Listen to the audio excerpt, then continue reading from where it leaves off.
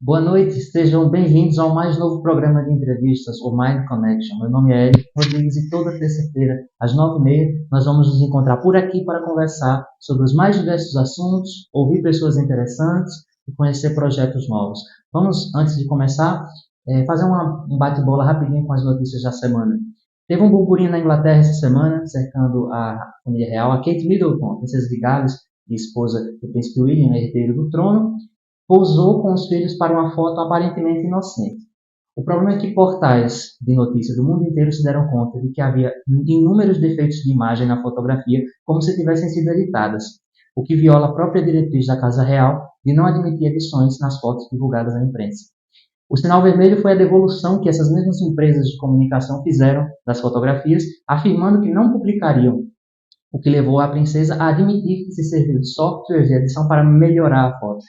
Isso não sem causar antes um frenesi na internet. É que a princesa recentemente passou por uma cirurgia abdominal e já havia quem suspeitasse do real estado de saúde, e nenhuma foto dela havia sido divulgada até anteontem.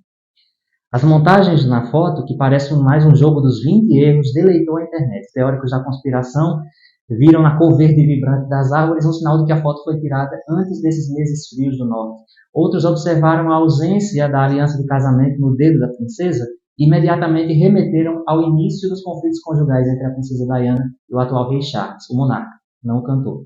Mas o legal mesmo foi ver as reações dos mais interessados em fazer graça. Uns falaram que na série The Crown, lá no futuro, constará o histórico episódio da princesa tentando editar fotos na versão gratuita do PixArt. Outros ironizaram que Kate acabou de ser vista no bairro do Zepa, em Campina Grande. Por fim, um tweet da conta do próprio Rei Charles tentou suavizar a situação, afirmando que ele mesmo já experimentou com edição de fotos. Agora imagine a cena, que coisa absurda. I've got to take this placid expression from my face. Oh Lord, help me! Come in, come here! No Texas, houve também um evento muito curioso semana passada. A polícia de Arlington teve que ir atrás de um bando de cabras que fugiu de cercado na área natural de Crystal Canyon. Elas foram colocadas ali para comerem a vegetação rasteira a fim de evitar possíveis proliferações de incêndios na região. Costuma acontecer muitos incêndios por lá. O curioso é que os policiais tentaram negociar com as cabras o retorno ao cercadinho. Não se sabe bem ao certo como elas retornaram. Certamente não foi devido à negociação com a polícia. Ao menos devidamente devolvidas ao seu habitat natural foram esses bad boys. Sobre o nosso Brasil, uma nota triste. A Secretaria de Cultura do Estado do Amazonas cancelou o Festival Amazonas de Ópera, o maior da América Latina, cheio de marcos históricos para a música clássica nacional. Por exemplo, eles fizeram a primeira execução completa do ciclo do Anel do Nibelung, de Richard Wagner, nos anos 2000. A Secretaria alegou falta de recursos, né, e não terá condições de angariar fundos para esse evento. Vai precisar dar outras prioridades do Estado. Mas para falar sobre cultura, história, preservação da memória e valorização local, teremos um entrevistado de peso na estreia do nosso programa. É o Daniel Fernandes, professor e administrador do projeto Belezas de Guarabira, que mantém vivas para milhares de pessoas memórias, idealizações, eventos e lugares da nossa cidade. Não sai daí não, que o programa está ótimo. Eu vou aqui rapidinho, fique à vontade aí, se acomode, eu já volto.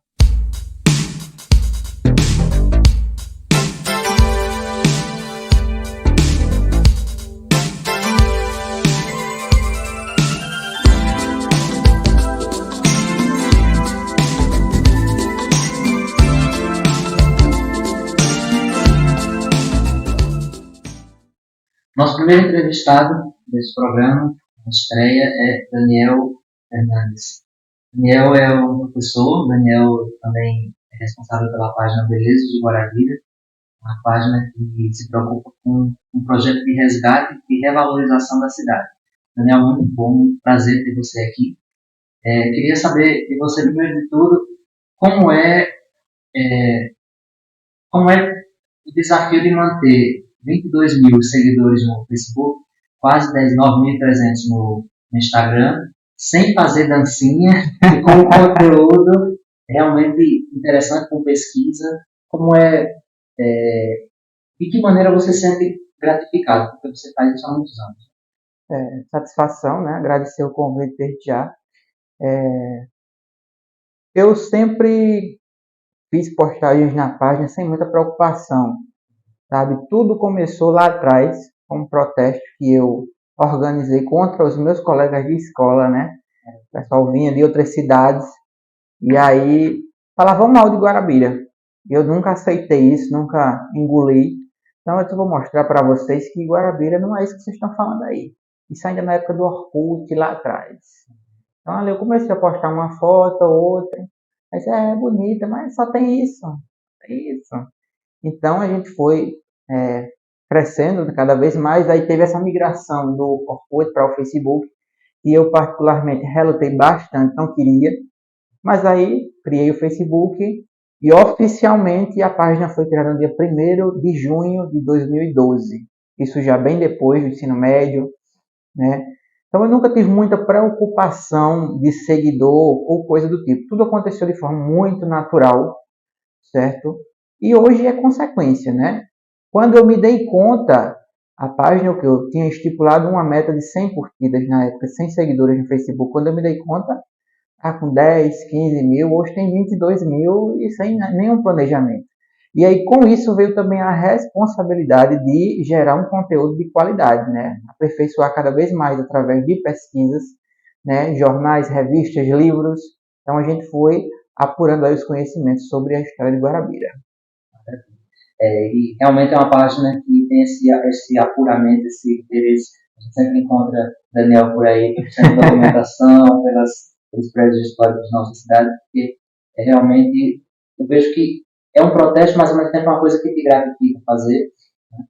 Hoje não é mais protesto, né? Hoje mudou totalmente o foco, hoje é uma fonte de pesquisa. Eu já recebi vários artigos de pessoas que usaram a página como fonte de pesquisa e isso me deixa muito feliz, né? Porque eu estou contribuindo de alguma forma com a cidade, com as pessoas e a gente despertou também no cidadão um sentimento de pertença que muitas vezes não se tinha. As pessoas passavam pela cidade por alguma praça, algum prédio antigo e não tinham noção do valor que aquilo tinha. Então, depois que a gente começou a fazer as publicações, né, contando um pouco da história de cada local, isso foi despertando nas pessoas aquele sentimento de pertença, de carinho do seu lugar. Então, isso foi muito importante também. E além da página, você também é professor, né? Formado em Geografia. Como é que surgiu? Eu acredito que tenha alguma relação entre as duas coisas, mas como é que surgiu esse interesse pessoal por História e Geografia de forma geral? Eu caí de paraquedas, né, na Geografia. Eu lembro que quando eu fiz vestibular, eu passei para jornalismo e geografia também, os dois. Que naquela época ainda tinha PSS, tinha vestibular, cada universidade tinha o seu vestibular. Só que aí, na época, não se tinha transporte universitário gratuito, era uma época mais difícil nesse aspecto. Então, eu resolvi ficar em Guarabira e fazer geografia, embora não fosse minha vontade assim específica, porque eu nunca quis ser professor, né? Deixo muito claro isso. Mas aí a gente foi fazendo o curso, o decorrer do curso, eu fui gostando. Não quero outra coisa para mim que não seja a sala de aula, a educação, né? Tem suas dificuldades, não estou aqui romantizando a profissão, é muito complicado, mas é gratificante saber que você está construindo conhecimento com outras pessoas, transmitindo aquilo que você sabe. Então, foi isso, né? Perfeito. Eu não sei, é uma pergunta. De que maneira o interesse pela história de Guarabira foi fruto da sua pesquisa fora a página, ou você já tinha esse interesse anteriormente? Não, já tinha. Eu já despertei isso desde o início, sabe? E a página ela foi fonte de pesquisa até para mim, para o meu trabalho na universidade. Meu TCC, inclusive, foi sobre turismo e história de Guarabira, então eu usei a página como fonte de pesquisa também, né? Então, foi legal. Perfeito. Hoje em dia você mantém um Instagram com posts quase, não sei, acho diários. Diários. 2.500 posts que eu olhar. Então, assim, e uma das páginas mais consagradas assim, da cidade. Gosto de, tem que se dizer que, assim, acho que poucas páginas têm esse número de seguidores aqui na cidade. Uma cidade que tem quase 60 mil habitantes. Então, assim, é uma porção muito, muito grande. E como você falou, sem dancinha, né? Sem dancinha, então. Sem dancinha, sem conteúdo banal, né? Realmente com conteúdo interessante, divulgando, né, os eventos da cidade. e criando esse gosto pessoal, esse sentimento de pertença, como você disse, né? Como é que você consegue manter tanto conteúdo? Olha, muita pesquisa, né? Tenho alguns colaboradores também, porque ninguém faz nada sozinho. Eu administro a página, eu criei a página, mas a gente tem alguns colaboradores e qualquer pessoa, inclusive, pode colaborar enviando alguma foto antiga. Inclusive, a gente já fez campanhas para que as pessoas abram os álbuns de fotografia de família, porque deve ter muitas relíquias aí também, certo? Então, a gente tem muitos colaboradores aí. Uma delas é a professora Nébia Luceno, né, que está sempre por aí, conhece muita gente e conversa com as pessoas, tira muita informação e muito conteúdo também, principalmente fotos antigas. Né? Faço minhas pesquisas também, de vez em quando eu saio pela cidade para fotografar as paisagens, porque a gente publica antes e hoje, ontem e hoje, né? Então, a gente faz aí esse apanhado. Até agora não apareceu nenhuma foto do teto. Não, a gente já fez campanha e não conseguiu. Essa daí é. Mas de repente, né? Vamos Pois ver é. se aparece. Você tem algum projeto futuro, assim, mesmo que seja mantendo a página, mas como é que você pensa essa página média? Olha, eu deixo as coisas acontecerem naturalmente como foi até hoje, sabe? Não planejei nada e tudo aconteceu. Hoje a gente tem uma marca, certo? Consolidada. Temos alguns parceiros também. Tudo aconteceu de forma natural. Eu não fui atrás de ninguém. As pessoas que me procuraram, sabe? Eu acredito que isso seja fruto desse trabalho que a gente desenvolve aí na página, né? Com muita responsabilidade, porque não é fácil realmente manter esses seguidores e também gerar conteúdo diário e conteúdo, modéstia à parte, de qualidade, né? Então, não é fácil, mas estamos aí. Estamos conseguindo fazer. Muito bem embasado, muito desenvolvido. Você acha que existe um interesse, uma retomada de uma pesquisa histórica, do interesse histórico pela cidade? Às vezes a gente vê, por exemplo, o Padre Reinaldo recentemente lançou um livro muito interessante, não sei se você leu. Sim, Raiz da Diocese e Guarabira. Excelente, excelente. Inclusive, não sei como é que está agora, mas eu roubo a Deus que alguma editora se interesse para republicar, porque o livro realmente merece. Uma tiragem muito boa, porque é uma pesquisa muito perfeita. Então, a gente vê algum outro interesse, assim, uma outra retomada desse interesse histórico na cidade, né, na região. Mas você sente que existe, que essa retomada, assim, claro que é pouco ainda, mas ela indica um futuro mais promissor nesse sentido de pesquisa? A gente espera que sim, né? Porque é preciso a gente conhecer nossa história, nosso passado, para seguir. Sem passado a gente não tem futuro. Eu costumo dizer isso. Então, assim, foi uma iniciativa incrível. Inclusive, eu tenho o livro do Padre Reinaldo. Achei incrível. Inclusive, usei como fonte de pesquisa para a página. A gente fez uma série de postagens sobre a catedral, curiosidades da catedral. Peguei algumas coisas do livro, peguei outras coisas de outros lugares também, de outras fontes que eu consegui em centro de documentação. Mas eu percebo que ainda há muito pouco interesse na cidade nesse sentido de preservar a história. Veja, Guarabira tem uma lei de preservação do patrimônio histórico, dos prédios antigos, mas essa lei tem 15 anos e nunca foi colocada em prática. O que aconteceu com isso? Muitos prédios foram destruídos. Você imagine só quantas coisas poderiam ter sido evitadas de destruição de patrimônio histórico e, infelizmente, não foi. Exatamente. E a lei existe, mas, infelizmente, não é colocada em prática. Então, falta isso nas pessoas, né? Falta um incentivo a mais do poder público, até também trabalhar isso nas escolas, nessa conscientização. Exatamente. Realmente a gente sente um pouco essa perda, que é um reflexo, né, assim, de modo geral, nosso país não sabe preservar a sua memória, menos ainda a sua memória física, né, e algo que não justifica, né, assim, justifica, nós somos filhos de produtos do meio que se justifica, né.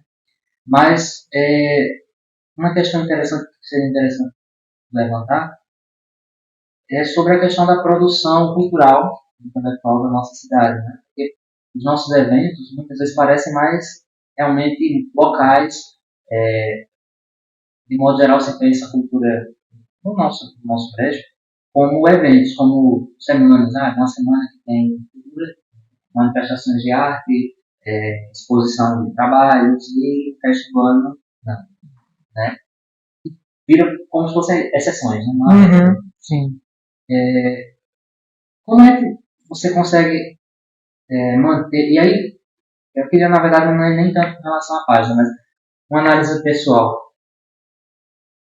Isso, com a força da globalização, pode acabar produzindo, como acaba mesmo, uma certa alienação da pessoa em relação à sua própria história, né? A história da sua própria cidade. E a sua página, eu vejo que é uma maneira também de tentar seguir por outro lado, né? Para tentar realmente fazer com que as pessoas entendam de onde elas vêm, qual é a história, naquele prédio não está ali por acaso, né? Enfim, as transformações que envolvem a nossa cidade.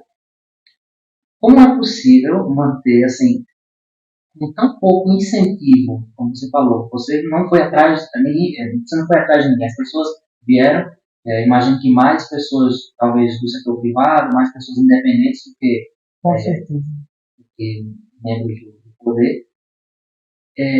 Existe alguma maneira que você encontra de produzir nas pessoas, nos jovens sobretudo, o zelo e a consciência dessa pertença e não uma crítica à globalização necessariamente, mas o sentimento de pertença que digo, não, isso aqui é parte de mim.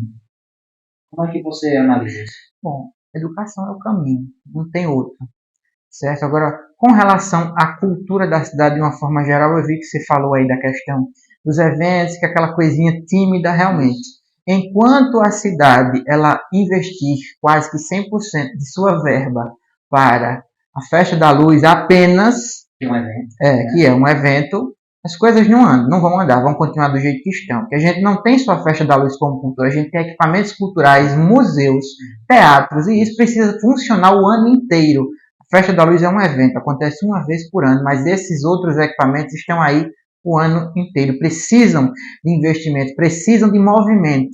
Então falta isso também aqui, né? Então, e a educação também, né? Trazer essa juventude, fazer com que ela conheça as suas origens, obviamente, para que possa haver um despertar no interesse, né? Da pertença, de conhecer sua própria história e de valorizar isso aí.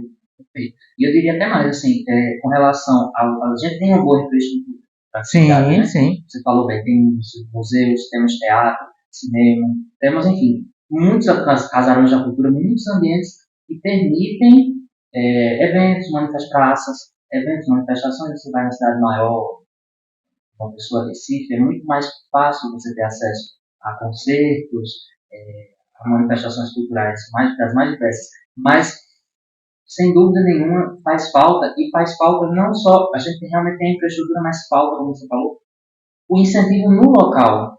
A gente tem jovens, a gente tem pessoas que têm, e esse podcast, esse programa de entrevistas, tenta ser isso também. Dar espaço para pessoas que tenham projetos, que tenham ideias, que tenham coisas a dizer, que tenham alguma coisa interessante a trazer para a sociedade, exatamente porque faltam esses espaços na nossa cidade. Espaços temos, faltam iniciativas, né? Sim. Que não significa necessariamente grandes e vultuosas verbas, né? Mas significa apenas um certo empurrão para que isso aconteça, né? Incentivo, né? Por menor que seja, mas o incentivo já é alguma coisa para ajudar nesse aspecto. Com certeza. Né? Então, assim, você falou da Festa da Luz, achei perfeito. Se a gente se perguntar quantos artistas locais se apresentam na Festa da Luz, né? Ou nos eventos em geral, a gente tem um teatro que pouquíssimas peças se vê. Né? Não sei qual foi a última vez que uma grande peça. Acho que foi ano passado até a questão do pavão, né? O centenário do pavão misterioso. Então, mas eu acho que para a grandeza da cidade de Guarabira, para a cultura que ela tem, é muito insignificante ainda. Com certeza. Uma cidade de 60 mil habitantes merece mais do que isso. Né? Como é que você falou que tem algumas propostas, né? Às vezes as pessoas aparecem com parcerias. Como é que você aceita, né? Como é que você lida com isso? Bom, para mim está sendo tudo novidade, né? Eu nunca imaginei que eu ia me tornar influenciador, né? E eu nem me sinto assim de verdade. Eu sempre digo, gente, eu não sou influenciador, eu sou professor. Acima de tudo, professor. O que acontece além disso é consequência, certo? Mas as pessoas estão me procurando realmente, algumas pessoas. Já tivemos aí muita, com relação à parceria, a marca que nós temos hoje foi fruto de uma parceria que a gente fez, né? Eu até tinha procurado o Ezio para fazer a marca, e ele disse, não, como eu já conheço o seu trabalho é muito importante para a história, para a cultura de Guarabira, eu vou te presentear com essa marca. Mas que coisa boa, graças a Deus, louvado seja Deus por isso. Sabe, apareceu também uma outra aí, a gente fez até sorteio de bonés esses dias, né? Outra parceria que nós fizemos também. E elas estão surgindo aí. Surge também em algumas ocasiões do ano pessoas que vêm de outros estados para que a gente faça aí um trabalho de condução turística pela cidade, para apresentar, né, a história, a gente faz um roteiro legal e apresenta a cidade. É bem interessante, é. Então quem está interessado nisso pode entrar em contato pelo Instagram. Pode entrar em contato pelo Instagram que a gente conversa aí sobre. Que maravilha, maravilha mesmo. Agora vamos entrar num momento assim mais pessoal, é aquele famoso questionário de Proust, aquelas perguntinhas que, né, tentam esquadrinhar um pouquinho do entrevistado. Você tem um lema de vida? Qual é esse? Tem? Viver. Viver. É mais importante do que ter lema, né? Mais importante do que ter lema. Qual seria um herói assim, da vida real? Um herói. Não precisa ser um único, né? Só que... Eu acho que Jesus Cristo é um herói. Além de herói, Salvador, né? Então, todo mundo devia se inspirar nele para muita coisa, para tudo, né? Porque se a gente fosse, acho que 1% do que Jesus foi, realmente o mundo seria melhor. Com certeza. Essa pergunta eu acho maravilhosa, tá? Eu não saberia responder, mas assim, qual é a reforma política que você mais ambicionaria no mundo? Assim, se você pudesse resolver um problema ou criar uma instituição para um problema específico, qual seria? Gente, eu acho que a paz. Em todo o aspecto, não só de guerras assim, mas a paz em tudo. Realmente, a gente está vivendo num mundo assim de muita violência, até na nossa cidade, no nosso estado, no Brasil, então. Não, a gente vê muita guerra na Ucrânia, né, Rússia, Israel, Palestina, mas a gente vive guerras em todos os lugares, todos os dias, diariamente. Então, essa seria a política aí de paz, realmente, em tudo, em todas as esferas, paz. Com certeza, paz. Qual é o personagem histórico que você mais abomina? Hitler. Isso aí não tem nem como. Tem algum livro teu de cabeceira, assim, algum livro sempre reler? Eu leio sempre o 2, né? O Adoremos para as minhas orações e o Escudo Admirável também. São meus livros de cabeceira. Tem o Adoremos. O Escudo não tem, mas tem novelas muito bonitas. O Escudo é perfeito. E pilõezinhos o pessoal usa na novena. O Escudo é, exatamente. Eu fico me perguntando como a gente mantém, né, registro. Como é que era a novena da luz nessa época, né? Eu também tenho essa curiosidade, já até procurei alguns livros de novena em alguns arquivos, mas infelizmente sem sucesso. A gente não conseguiu. Na época do Monsenhor Emiliano, né? Como é que seria essas novenas? A gente fica na curiosidade, saber como, mas eu acho que devia ser impecável. Com certeza. Inspiradas também alguma coisa, né? Com certeza. Tem algum filme preferido? Titanic. Eu assisti 3 vezes, inclusive, tá no cinema. Maravilha.